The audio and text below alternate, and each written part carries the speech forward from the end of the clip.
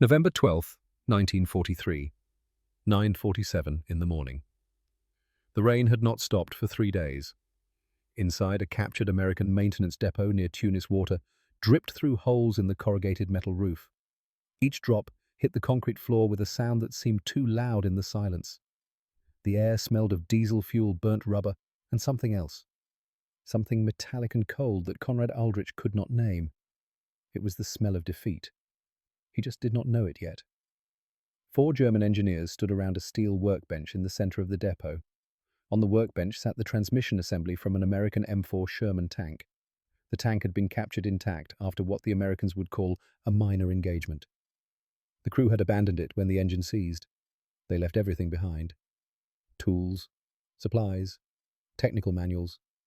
And in those manuals was a secret that would explain why Germany was losing the war. Conrad Aldrich wiped grease from his hands with a cloth that was already filthy. He was 42 years old, 18 years building Panzer transmissions. He knew every gear by touch, every bearing by sound, every tolerance by instinct. He had trained at Technical University Munich under Master Hoffmann himself. He had personally overseen assembly of over 400 Panther powertrains. In armored vehicle engineering, Conrad Aldrich was not simply competent. He was exceptional.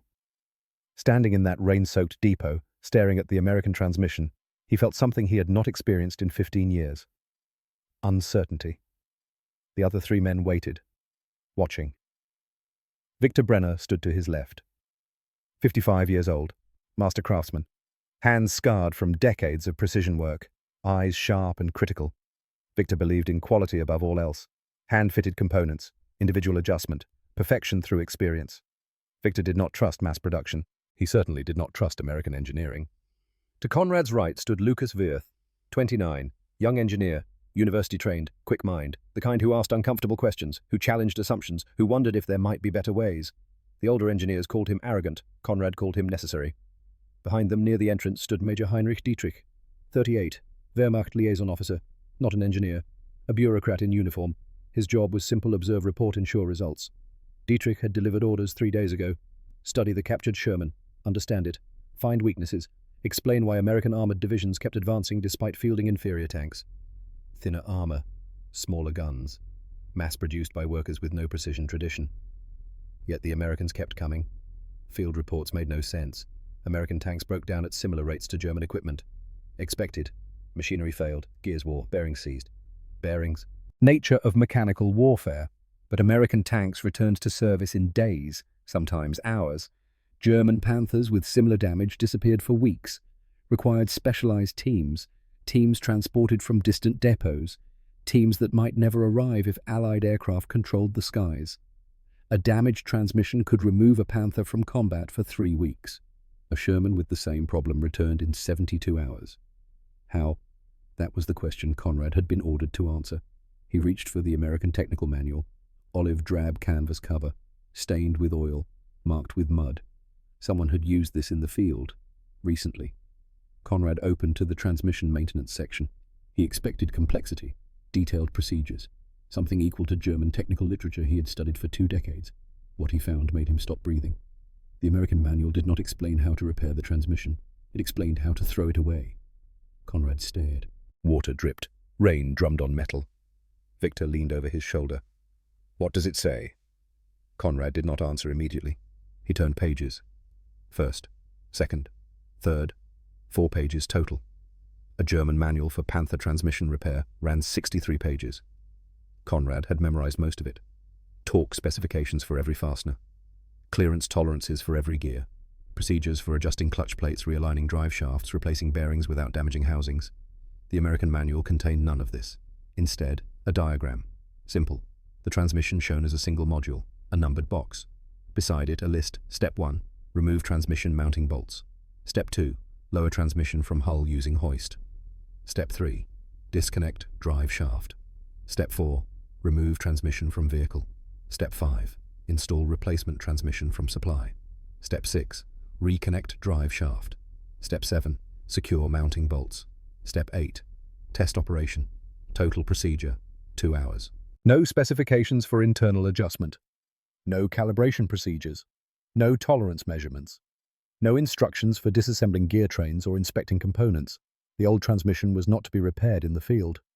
Send it to a rear depot for factory rebuild or scrap. The manual treated a transmission like a civilian mechanic treats a light bulb. If it fails, you do not fix it. You unscrew it. Install new. Conrad read the procedure 3 times. His hands started shaking, not from cold, from recognition. Victor watched him. Well, Conrad set the manual down carefully, like it might explode. They do not repair them, he said quietly. The Americans. They do not repair transmissions in the field. They replace them. Victor picked up the manual, flipped pages. His expression shifted from confusion to disbelief to contempt. 4 pages. Victor laughed. Unpleasant sound. 4 pages for transmission maintenance. We have 63. And they wonder why their tanks are inferior. Lucas stepped closer, took the manual from Victor, read in silence. Conrad watched the younger man's face. Lucas was not laughing. This is not incompetence, Lucas said slowly. This is intentional. Victor snorted. Intentionally inadequate. No, Lucas looked up. Intentionally simple. They design so field mechanics do not need to understand how transmissions work, only how to remove and install replacements. Victor shook his head. That is not engineering, that is laziness. Conrad said nothing. He was thinking about Erich. 2 months ago, Erich's unit operated south of Kasserine. Their Panther threw a transmission. Complete failure. Tank immobilized. Erich was 24. Brilliant mechanic. Conrad's best apprentice. 2 years training. Could diagnose transmission faults by listening to gear pitch. Could rebuild complete power plants in 36 hours. Erich had the skill to repair it. Had the tools. What he did not have, a replacement clutch assembly. The part was on order. Would arrive in 6 days. The unit could not wait 6 days. Under pressure from American armor. Had to withdraw. Erich stayed with the tank. Refused to abandon it. Believed he could get it operational with a few more hours. Allied aircraft found the immobilized Panther next morning. Erich was killed in the strafing run. If the Panther had been designed for modular replacement instead of field repair, Erich could have swapped the transmission in 2 hours. He would have withdrawn with his unit. He would still be alive. Conrad blinked. The depot came back into focus. We need to test this, he said. His voice sounded strange, distant. Victor looked at him. Test what? The procedure. We need to see if it works the way the manual describes. Of course it works, Victor said. Any fool can unbolt a transmission and pull it. Question is whether it runs properly after. Whether replacement fits without adjustment. I guarantee it will not. American manufacturing tolerances are notoriously poor. Then we prove that, Conrad said. We follow their procedure exactly. Document results. Include in our report. Major Dietrich stepped forward, silent until now. How long will this test take? Conrad looked at the transmission. If we follow American procedure, according to manual, 2 hours. If we follow proper German methodology for comparison, 6 to 8 hours minimum. Dietrich nodded. Begin immediately. I want preliminary findings by tomorrow morning. He turned, walked out. Boots on concrete fading. Rain continued. Victor moved to the workbench, examined the transmission assembly. We will do this properly. German method first. Then we demonstrate why American approach is insufficient. Conrad did not argue. He knew Victor. The man needed to prove his point. They spent the next 4 hours removing the Sherman transmission using German procedures. Victor insisted on measuring every clearance, documenting every bolt position, carefully noting exact alignment of drive shaft coupling. He worked with precision of a watchmaker, every movement deliberate, every measurement recorded. 4 hours, 17 minutes. When the transmission finally sat on the floor separated from hull, Victor straightened. His back cracked. He wiped sweat despite cold air. There, he said. Done properly. Now we see what condition it is in. Lucas looked at Conrad. Should we try the American method? Victor laughed. What American method? Unbolt and pull. That is not a method. That is what you do when you do not care about precision. Then let us prove that, Conrad said quietly. They reassembled the transmission into the hull. Took another 2 hours. Victor insisted on checking every alignment twice. Then Lucas stepped forward with the American manual. May I? Victor gestured dismissively. Be my guest. Lucas read the procedure aloud, step by step. Did not add anything, did not skip anything, simply followed instructions exactly as written. He unbolted transmission mounts, 24 bolts, all same size, 3/4-inch hex heads. Victor interrupted. German transmissions require 17 different bolt sizes for proper mounting. each bolt sized specifically for its position to ensure optimal load distribution. Americans use one size for everything, wasteful and imprecise. Lucas said nothing, continued working. Disconnected drive shaft, single coupling, 4 bolts, attached hoist, standard lifting points clearly marked on transmission housing. Lifted. The transmission came out smoothly. No binding, no resistance. 43 minutes. Victor stared. Conrad checked his watch, looked at the transmission on the floor, looked at Victor. The older man's face had gone pale. 43 minutes, Conrad said quietly. There must be damage. Victor's voice was tight. Check mounting points. Check housing. There will be scoring, deformation, something. Lucas examined the transmission housing, ran fingers along mounting surfaces, checked bolt holes. No damage, he said. Victor pushed him aside, grabbed a work light, inspected the housing himself. Hands moved quickly, professionally, looking for any sign that rapid removal caused problems. Found nothing. Silence stretched. Rain continued. Water pooled on concrete. Finally, Victor stepped back. This proves nothing. Any idiot can pull a transmission if he does not care about precision. Real test is whether replacement unit fits properly, and I guarantee it will not fit without extensive adjustment. Here was the moment that would change everything. Conrad walked to the corner where they had stored a replacement transmission, still in original shipping container. Container bore stamps from a factory in Indiana. Had passed through 3 inspection checkpoints before being loaded onto transport. The container also included a quality control card. Conrad opened the card, read the inspector's signature. M. Patterson, employee number 4721. His hand stopped. He read it again. Then he saw the date, the production number, the verification marks, and he understood. This was not signed by an engineer, not signed by a master craftsman, not signed by someone with years of expertise. This was signed by someone the system had trained to verify that measurements fell within tolerances, nothing more, nothing less. Conrad's throat went dry. He would learn later from captured intelligence that Monsieur Patterson was Mary Patterson, 28 years old, housewife from Indianapolis before the war, 3 weeks training on precision measuring instruments, 7 months inspecting Sherman transmissions, 847 units inspected, rejection rate 1.3%. Mary Patterson had never seen a tank in person, never driven one, never fired one, never needed to understand how the transmission worked inside a combat vehicle. She only needed to verify 17 specific measurements fell within specified tolerance ranges, and she did this perfectly, over and over, 847 times. Conrad set the card aside, looked at Victor.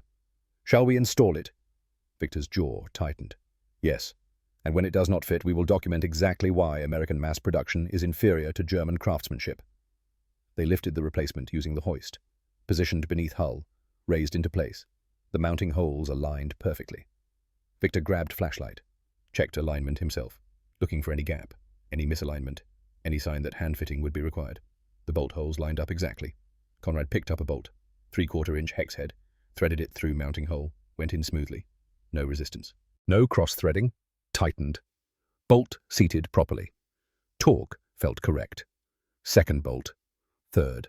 All 24 bolts went in without issue. Victor said nothing. Stood very still. Hands hung at sides. Lucas connected drive shaft. 4 bolts. Coupling aligned perfectly with output shaft. Conrad stepped back.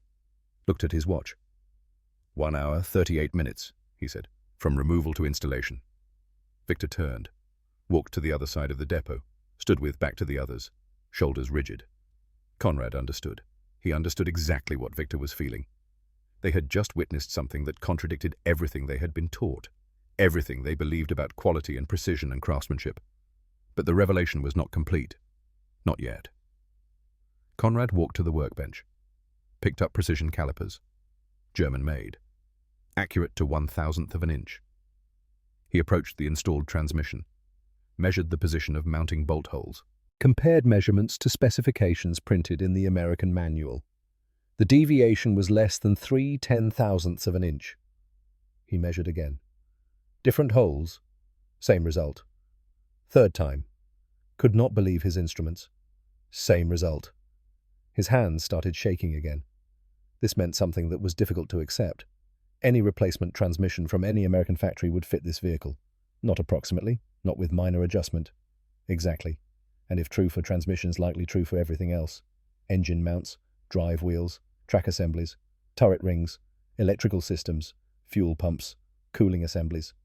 Every major component built to specifications so precise that interchangeability was guaranteed. Conrad set down the calipers. His vision blurred for a moment. He saw Eric again, saw the young man's face, heard his voice explaining how he could repair the Panther if he just had the right part. Just needed 6 more days. 6 days that never came. If this American system had existed, if the Panther had been designed this way, if replacement transmissions were interchangeable across all vehicles, Eric would be alive. The cost of German excellence was measured in graves. Conrad.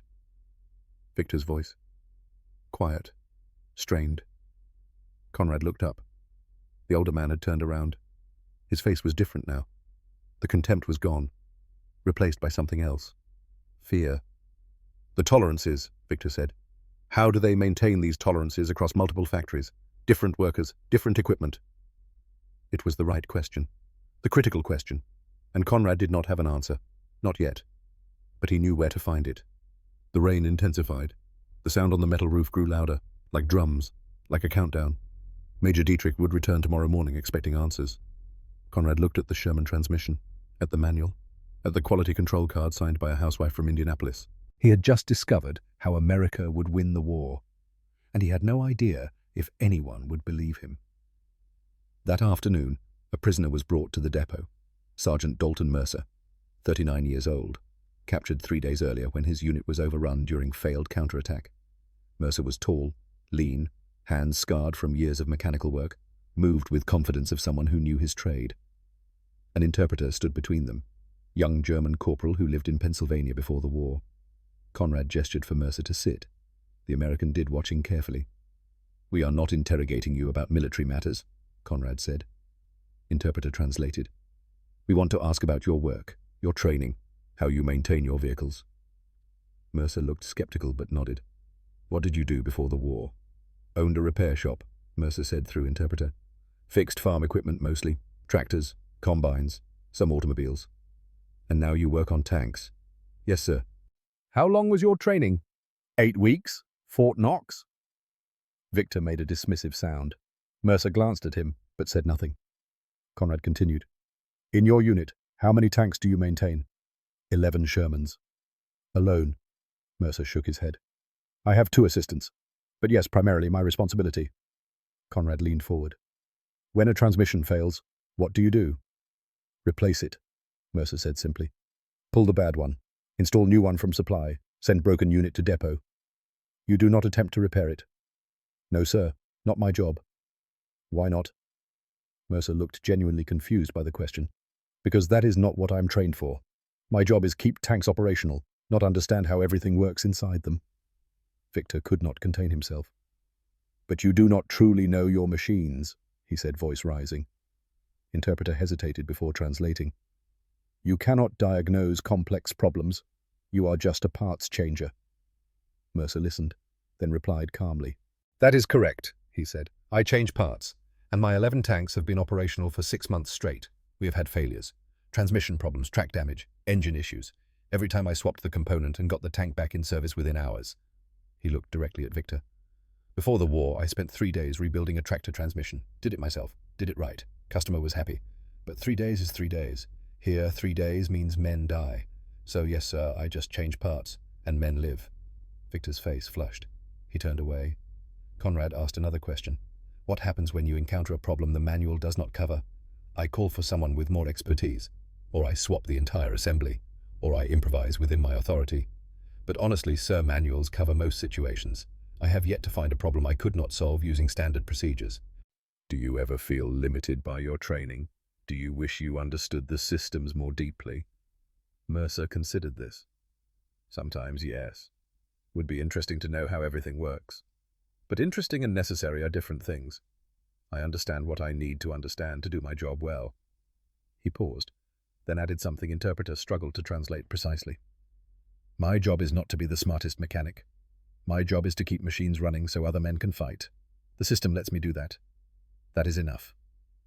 Conrad sat back, looked at this American sergeant, man who owned small repair shop in Tennessee, man who learned tanks in 8 weeks, man who maintained 11 Shermans with 2 assistants. How many transmissions have you replaced? Conrad asked. Mercer thought.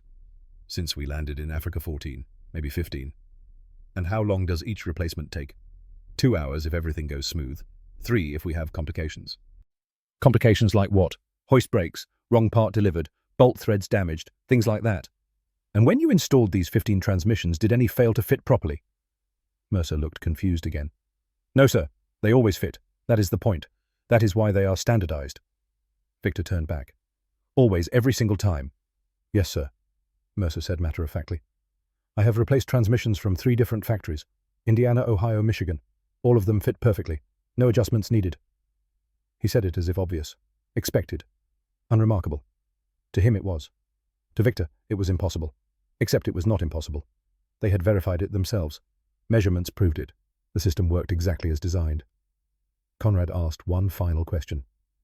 Sergeant Mercer, do you consider yourself a good mechanic? Mercer smiled slightly. I am good enough, sir. I keep my tanks running. My crews trust me. That is all that matters. The interview ended. Mercer was led back to prisoner compound. The 3 German engineers sat in silence. Finally, Victor spoke. Voice different now, quieter, less certain. He is not a master mechanic. He is competent, nothing more.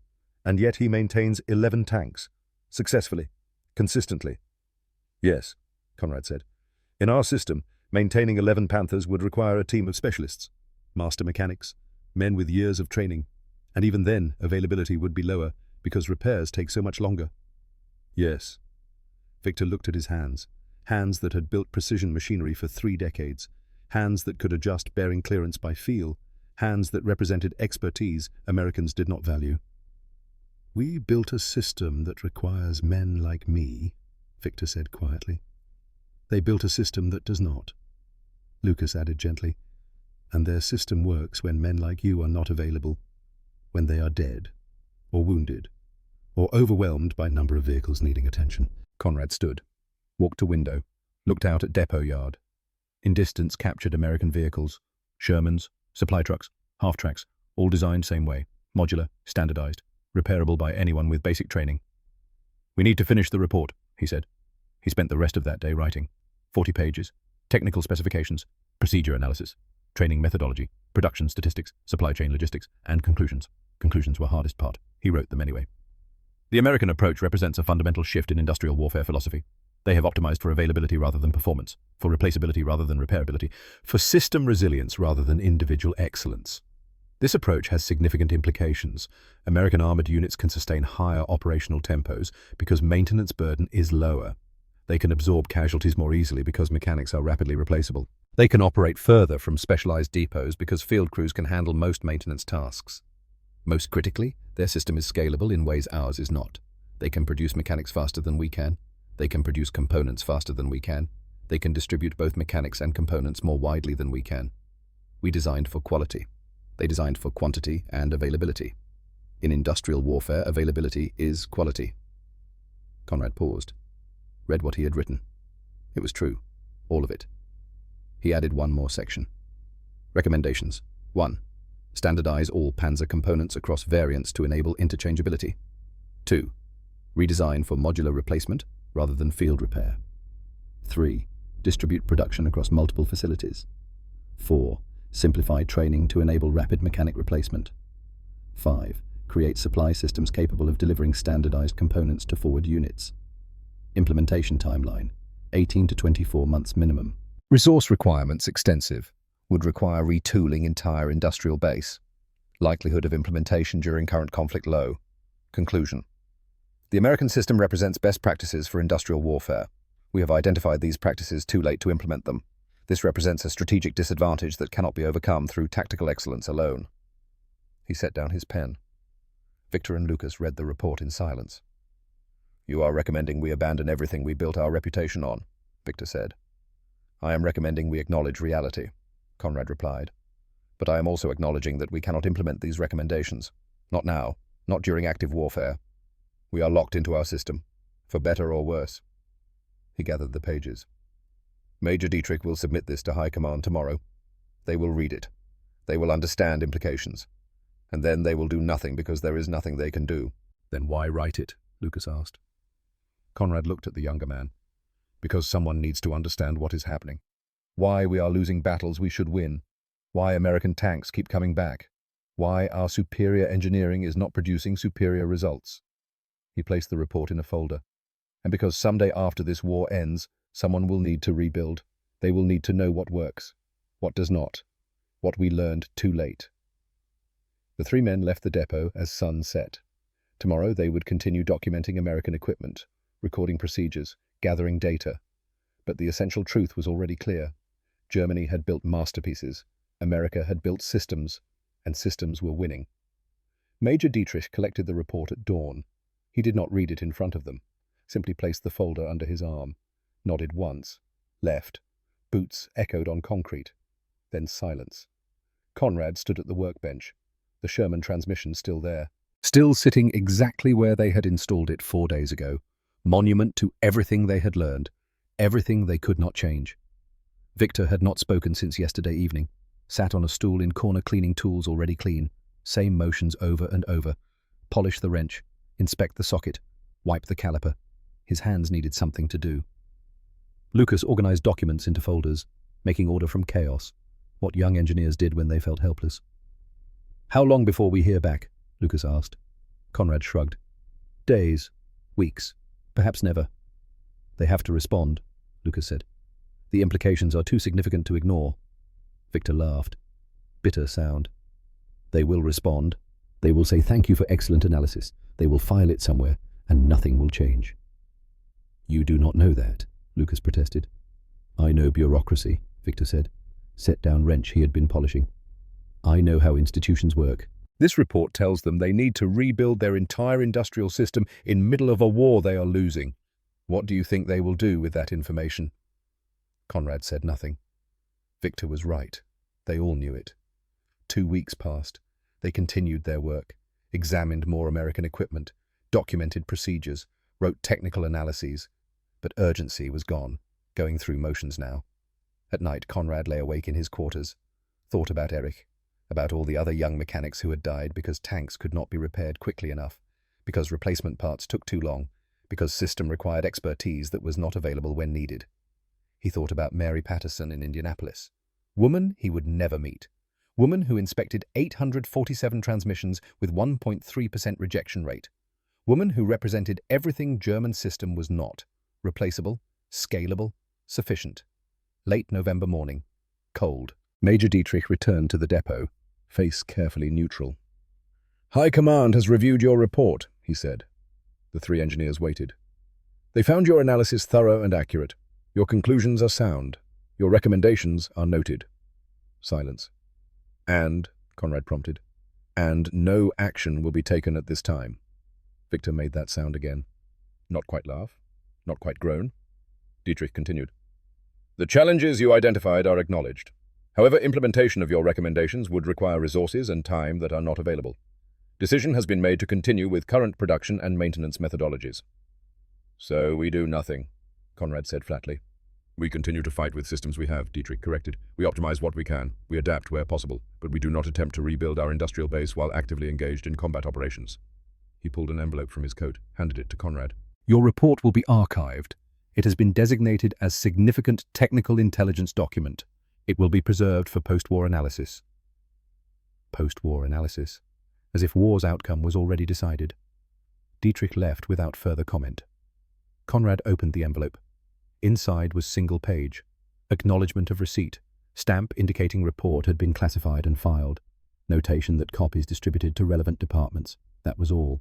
40 pages of analysis, 4 days of intensive investigation, conclusions that explained why American armored divisions kept advancing despite fielding inferior equipment, filed, preserved for post-war analysis. Conrad folded the page carefully, placed it in his journal. What now? Lucas asked. Now we continue our work, Conrad said. We document what we can, we learn what we can, and we do our jobs. It was not satisfying, but it was honest. The weeks became months. December arrived, then January. War ground on. Conrad and his team reassigned to different locations as Allied forces advanced. Moved from depot to depot, always studying, always documenting, always watching American system prove itself in practice. May 1944. Conrad found himself at repair facility outside Tunis, facility being evacuated, Allied forces less than 50 kilometers away. He stood in yard, watching German mechanics work on Panther that had thrown its transmission 2 weeks earlier. They had been waiting for replacement clutch assembly. It finally arrived yesterday. Repair was going well. Victor himself supervising. Old master craftsman had not lost his skill. Hands moved with precision. Instructions clear. Repair would take another 6 hours. Maybe 8. By tomorrow morning, Panther would be operational again. Perfect. Exactly as it should be. Except Allied forces would probably overrun facility before tomorrow morning. Panther would be abandoned. Left behind. Another masterpiece that arrived too late. Conrad walked to facility's communication room. He had access to intelligence reports now. His analysis work had given him certain clearances. He read daily situation summaries. American 3rd Armored Division 47 tanks operational out of 51 total. 3 in maintenance. 1 total loss. Operational rate 92%. German 21st Panzer Division 23 tanks operational out of 53 total. 18 in maintenance or awaiting parts.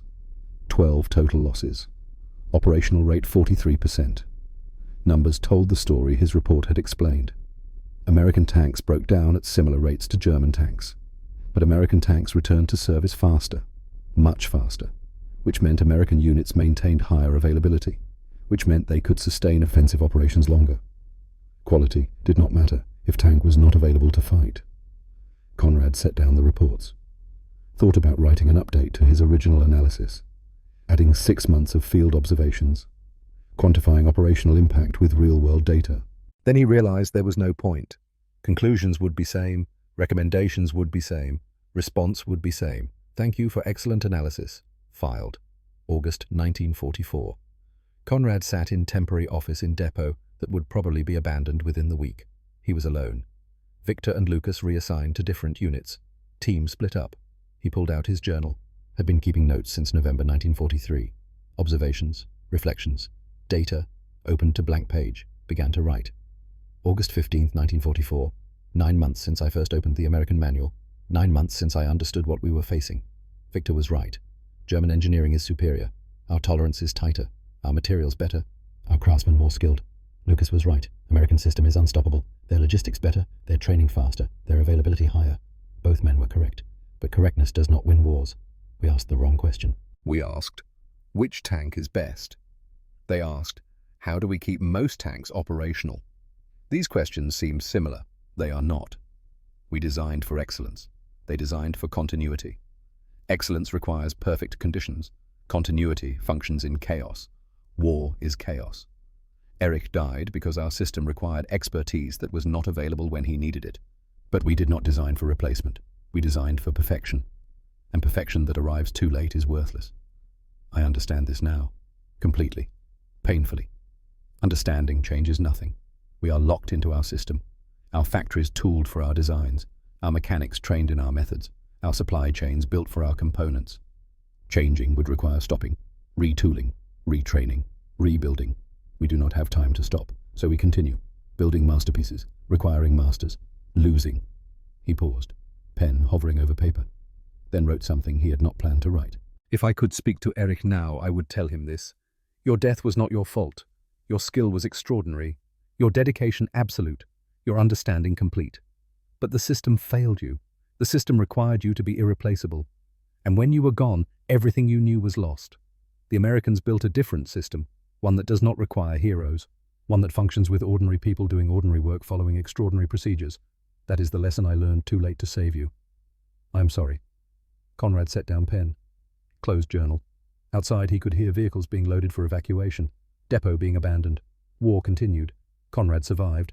Victor survived. Lucas survived. Germany did not. May 1945. War in Europe ended.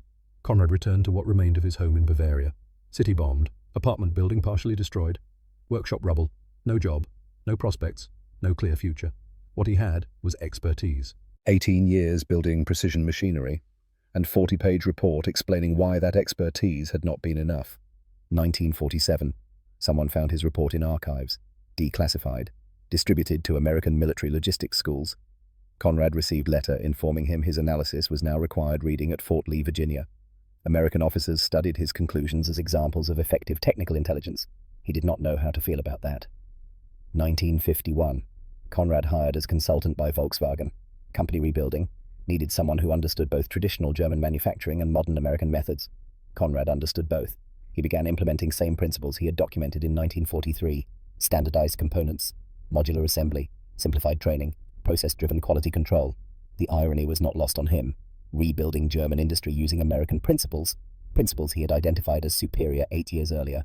Principles Germany had been unable to adopt when it mattered. Better late than never, but still late. 1967. Conrad received letter from Lucas Wirth. Lucas had become engineering professor at Technical University Munich, teaching course on industrial organization, wanted to use Conrad's 1943 report as case study. The students need to understand, Lucas wrote, that being correct is not the same as being effective, that understanding a problem does not mean you can solve it, that systems are constrained by path dependency and historical choices. Conrad wrote back, gave permission, added thoughts. Tell your students this. We learned the hardest lesson. Perfection that cannot scale loses to adequacy that never stops. I was trained to build masterpieces. I spent 18 years learning how to create precision machinery. I believed quality was highest value. The Americans taught me that availability is higher value. That a tank in repair depot, no matter how perfectly engineered, is worth less than mediocre tank on battlefield. I learned this by studying their manual. 4 pages, simple diagrams, basic instructions. That manual represented a completely different way of thinking about industrial production, a way we did not understand until too late. Tell them to question assumptions, to ask whether they are optimizing for right variables, to consider whether perfect execution of wrong strategy is worse than imperfect execution of right strategy. Tell them that expertise can blind you, that tradition can trap you. The Americans were not better engineers than we were. They asked better questions. That made all the difference. 1982. Conrad donated his materials to German military archive in Freiburg. Journal, report, American manual. Archivist asked why. Because someone should know, Conrad said. Someone should understand why we lost, not because our tanks were inferior. Because our system was. 1984. Conrad died at age 83. Obituary mentioned his work at Volkswagen. Contributions to post-war industrial recovery, consulting work that helped modernize German manufacturing. Did not mention 40-page report written in November 1943. Did not mention he had predicted Germany's industrial defeat 9 months before most recognized it. Did not mention he had been right and that being right changed nothing. But the report survived. It sits now in U.S. Army Logistics School Library at Fort Lee, Virginia. Students read it as part of curriculum on supply chain management and maintenance doctrine. They learn about Sherman tank, about modular design, about standardized components, about training mechanics to execute procedures rather than understand theory. They learn about German engineer who analyzed all of this, who understood implications, who wrote recommendations that could not be implemented. They learn the lesson Conrad learned. In war, the side that can continue wins. Perfection that cannot scale loses to adequacy that never stops. The Sherman Manual Conrad studied in November 1943 is preserved in U.S. National Archives, climate-controlled storage facility in College Park, Maryland. Document classification TM9731. Manual unremarkable. Standard military printing. Olive drab cover. Oil-stained pages. But attached to archival file is note card explaining historical significance of this particular copy. This manual was captured by German forces in November 1943. It was studied by engineer Konrad Aldrich as part of technical intelligence analysis. Aldrich's subsequent 40-page report explained why American armored forces maintained higher operational availability despite fielding technically inferior equipment. His analysis became foundational text in American military logistics doctrine. The manual itself represents a philosophical approach to industrial warfare that proved decisive design for availability rather than performance, for replaceability rather than repairability, for system resilience rather than individual excellence. This approach, documented in 4 simple pages of this manual, helped win World War II. 2008. General George Patton Museum in Fort Knox created exhibit on maintenance and logistics in World War II. They requested loan of Sherman Manual from National Archives. Request approved. Manual placed in sealed display case. Next to it, photograph of Sherman tank and placard. Text read, "The M4 Sherman was not the best tank of World War II. Its armor was thinner than German tanks. Its gun weaker. Its profile taller, making it easier target. But the Sherman had one decisive advantage. It was always there. When Sherman broke down, it was repaired in hours. When damaged replacement parts arrived within days. When destroyed, another Sherman took its place within weeks. German tanks were superior machines, but superior machines that cannot be kept operational do not win wars. The Sherman's true innovation was not its design, it was the system built around it. A system that prioritized availability over performance, simplicity over sophistication, continuity over perfection. This manual represents that system. 4 pages explaining how to replace transmission in 2 hours.